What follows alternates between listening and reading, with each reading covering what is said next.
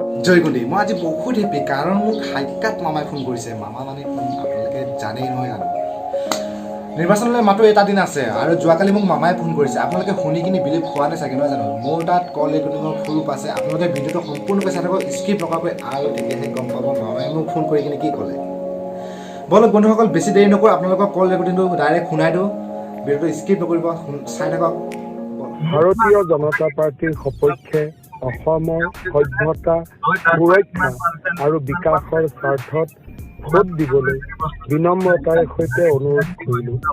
কোভিডৰ সময়তে হওক বা বানপানীৰ সময়তে হওক আপোনালোকৰ প্ৰত্যেকটো দুখৰ আমি সমভাগী হৈছিলোঁ। অৰুণোদয়ৰ দৰে আঁচনিৰে অসমখনক উজ্বলাই তুলিবলৈ আমি প্ৰচেষ্টা কৰিছিলোঁ। আপোনালোকৰ আশীৰ্বাদ আমি সদায়ে বিচাৰোঁ। পদুম ফুলৰ ছবিত ভাৰতীয় জনতা পাৰ্টিক ভোট দি বিজয়ী কৰক তাকেই বিনম্ৰতাৰে সৈতে অনুৰোধ কৰিলোঁ। ধন্যবাদ।